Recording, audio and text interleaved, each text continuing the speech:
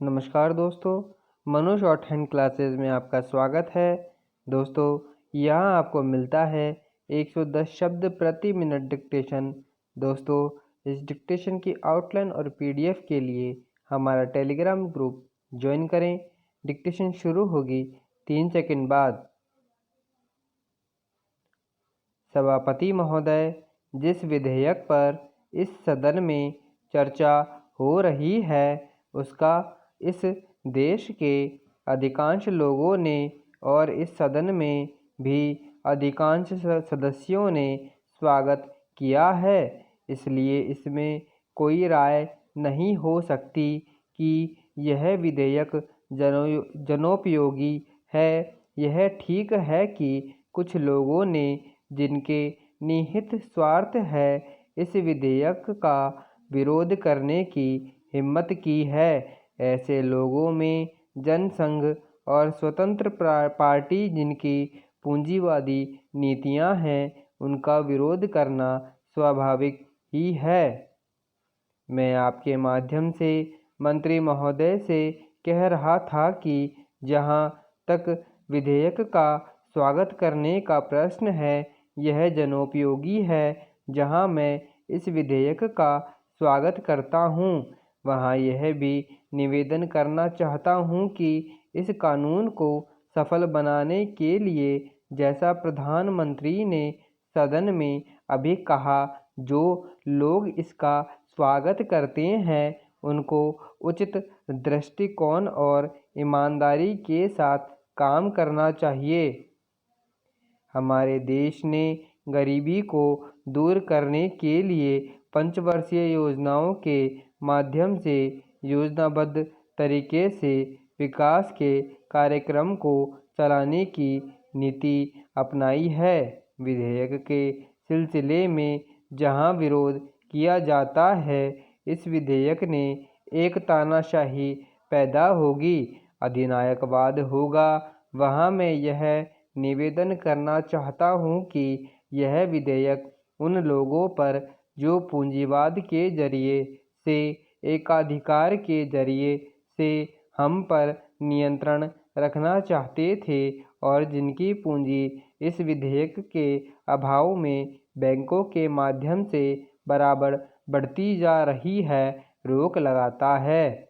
उनकी नीतियों का परिणाम यह हुआ, देश के चंद लोगों को पूंजी, जो इन बैंकों के स्वामी थे, अत्यधिक बढ़ गई। हमें मालूम है कि स्वतंत्रता के बाद देश में बिड़ला और टाटा की पूंजी किस प्रकार से कई गुना बढ़ गई है। इसलिए कांग्रेस पर यह आरोप लगाया जाता है कि उसके राज्य में मालदारों की मालदारी बराबर बढ़ती गई है। इसको कम करने के लिए कांग्रेस के कुछ निर्णय के अनुसार यह कदम उठाया गया। यह कदम स्वागत योग्य है, लेकिन जहां इस कदम का स्वागत करने की बात है, वहां इस बात की आवश्यकता भी है कि यह विधेयक खाली कागजों में ही न बना रह जाए। आज के ज़माने में हमारे शासन में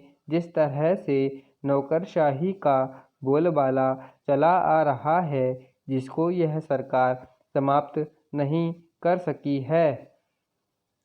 सभापति महोदय, मैं निवेदन करना चाहता हूं कि सबसे बड़ी आवश्यकता इस बात की है कि इन बैंकों में इन नौकरशाहों को न रखकर उनके संचालन के लिए ऐसे लोगों को रखा जाना चाहिए जिनका बैंकों के राष्ट्रीयकरण में पूर्ण विश्वास हो।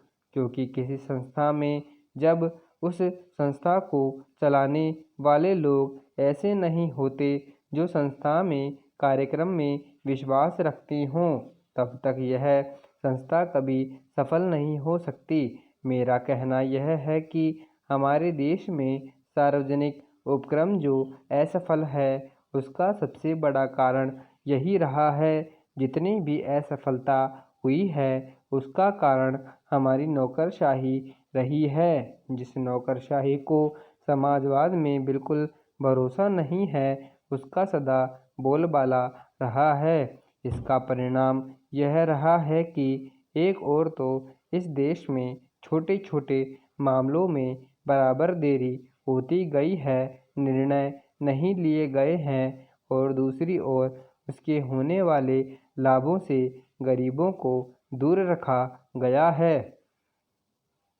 बैंकों के राष्ट्रीयकरण के बाद इस बात की आवश्यकता है कि बैंक गाँवों में जाते। आज तो बैंक एक तरह से शहरों के एकाधिकार हो गए हैं, जिसके कारण वहीं पर सारे उद्योग पनपते जा रहे हैं। शहरों की जनसंख्या बढ़ती जा रही है और अलग अलग तरह की समस्याएं उत्पन्न हो रही है।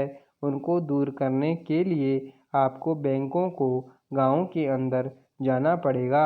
इसके लिए सरकार को कदम उठाना पड़ेगा और निश्चित तरीके से योजनाएं बनानी पड़ेगी, निश्चित निर्देश देना पड़ेगा, जिसके आधार पर बैंकों का ज़्यादा से ज़्यादा लाभ और गाँवों और उन कस्बों को हो जहाँ अभी भी लोगों का काफ़ी विकास नहीं हो पाया है।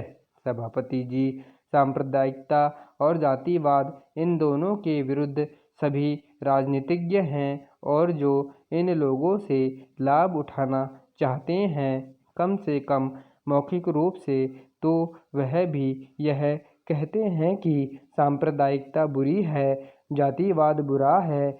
मैं तो यही मानकर चलूँगा कि जब पूरे देश यह कहता है कि ये दोनों चीज़ें बुरी है, तो सचमुच सभी यही चाहते हैं कि न सांप्रदायिकता रहे और न जातिवाद रहे।